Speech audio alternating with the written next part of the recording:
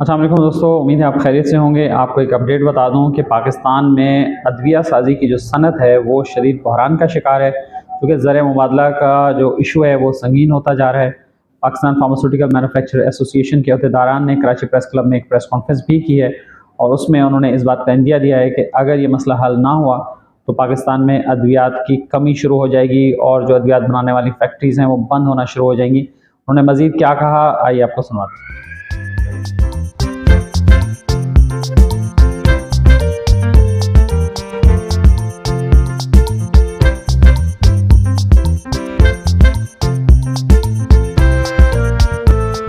Government से यही है कि जी काइंडली फार्मास्यूटिकल को उसी सर्कुलर के तहत नेशनल बैंक जो हमारे हैं उनको इम्प्लीमेंट करवाएं, ताकि ये जो हेल्थ क्राइसिस हम जिसकी तरफ धकेले जा रहे हैं उसको अवॉइड कर सकें।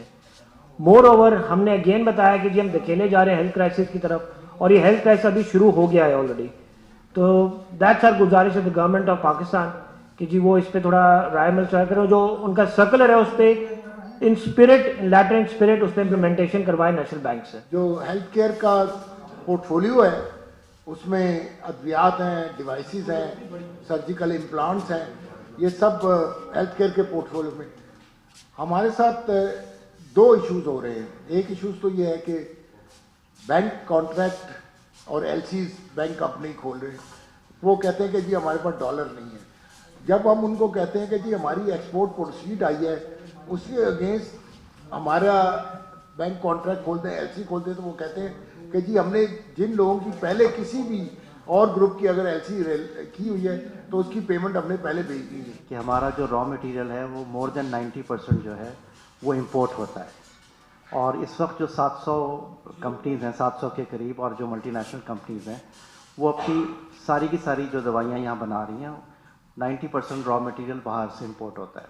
तो अब अलमिया ये है कि इस शॉर्टेज, ये जो एलसी जो नहीं खुल रही हैं, गो के 2 हफ्ते पहले स्टेट बैंक ने बैंक्स को एक नोटिफिकेशन दिया है कि फार्मास्यूटिकल सेक्टर जो है वो एग्जेम्प्ट है, क्योंकि ये हेल्थ इशू है, तो उनकी आप एलसीज खोलें।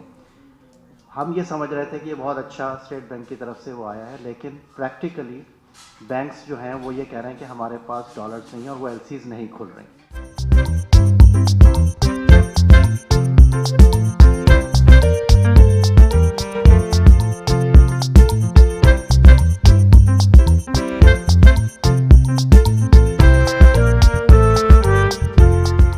अच्छा सर, इस तरह है कि स्टेट बैंक ने फाइनेंस मिनिस्टर एक सर्कुलर इशू किया था कि फार्मास्यूटिकल और एसेंशियल गुड्स को अलाउ करें। नॉनदलेस हम बैंक के पास गए, बैंकों का मौक़िफ़ यही, उनके पास डॉलर शॉर्टेजेस है जिसकी वजह से हम एंटरटेन नहीं कर पा रहे हैं, हमारी एलसीज एडवांस पेमेंट और बैंक कॉन्ट्रैक्ट्स होगी। अच्छा, हुकूमत की जहाँ तक सीरियसनेस का ताल्लुक है, आई एम श्योर हुकूमत सीरियस है इस मामले में, बट येट अगेन जो एक क्राइसिस है उसको हम अवॉइड करना चाह रहे हैं, विच इज़ डॉलर शॉर्टेजेस और हमारी जो बैंक डिफ़ॉल्ट का एक रिस्क है। अनफॉर्चुनेटली दिस इज़ कंटिन्यूइंग और ये मज़ीद वर्स्ट हो जा रहा है डे बाई डे। तो उसको गवर्नमेंट को चाहिए कि उसको प्रायोरिटाइज़ करे, प्रायोरिटाइज ऑन द बेसिस कि जी जो एसेंशियल गुड्स हैं, ऑयल, व्हीट और फार्मास्यूटिकल को अलाउ करें। एक ब्लैंकेट कवर ना दें इम्पोर्ट्स को, एक एसेंशियल गुड्स और उनको प्रायोरिटी वाइज पे कर दें। और हमारी जो इम्पोर्ट है वो $200 मिलियन है लगभग for a quarter, which is very meagre, बहुत छोटी सी रकम है compare to what other imports are. तो हमारी गुजारिश ये होगी जी एक फार्मास्यूटिकल कम से कम ये $200 मिलियन की स्पेशल इंस्ट्रक्शन देके ब्लॉक किया जाए डॉलर्स। देखें, इस वक्त जो क्रॉनिक जिनको हम कहते हैं लंबे अरसे तक मरीज़ को दवा खानी होती है, ब्लड प्रेशर है, शुगर का मर्ज़ है, डिप्रेशन है, हार्ट की एलिमेंट है, दिल के अमराज हैं, ये लंबे अरसे के लिए खानी है। इनकी दवाइयाँ मार्केट में शॉर्ट है, इंसुलिन शॉर्ट है मार्केट में, जो डायबिटीज़ में इस्तेमाल होती है। और जहाँ तक इसका ताल्लुक है, जब रॉ मटेरियल नहीं मिलेगा तो कंपनियां अपने पास से, इस वक्त प्रॉब्लम ये हो रहा है कि कई कंपनियां ऐसी हैं जो हमें रब्ता कर रही हैं कि भाई हमारे पास तनख्वाह देने के भी पैसे नहीं हैं। इस वक्त एक बिल्कुल फार्मा इंडस्ट्री में मैं तारीख का सबसे बड़ा क्राइसिस देख रहा हूँ फार्मा इंडस्ट्री में। आज से पहले हमने ये क्राइसिस नहीं देखा। हुकूमत ने ये कहा है कि फार्मास्यूटिकल, जैसे स्टेट बैंक के गवर्नर से आज मुलाकात हुई है, उन्होंने कहा है कि जी फार्मास्यूटिकल को हमने प्रायोरिटी दी है, लेकिन हकीकत में यह है कि बैंक्स जो हैं वो एलसी नहीं खोल रहे, और यही जवाब मिल रहा है कि डॉलर शॉर्ट है। तो अभी तक कोई हल नहीं निकला है, और अगर इस पर हल नहीं लिया गया,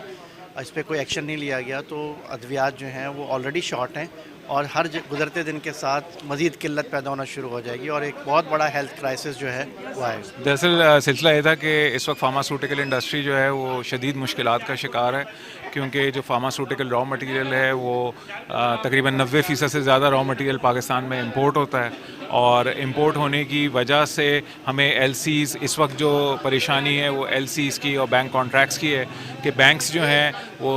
एलसीज़ को एंटरटेन नहीं कर रहे, एलसी खोल नहीं रहे, एलसी रिटायर नहीं कर रहे, जिसकी वजह से फार्मास्यूटिकल का जो खाम माल है वो पाकिस्तान में नहीं आ पा रहा। सर जाली अदवायत अभी भी आ रहे हैं, जैसे आपके साफ़ी बाज़ारान में और बाकी पेशेंट में, कि जैसे ही ये मार्केटिंग शुरू होती है, और ये सिर्फ इस अनफॉर्चुनेटली हमारे हर माशरे में से वीट हो जाए, आटा हो जाए, गंदम हो जाए, शुगर हो जाए, एक माफिया है जो होर्डिंग करता है,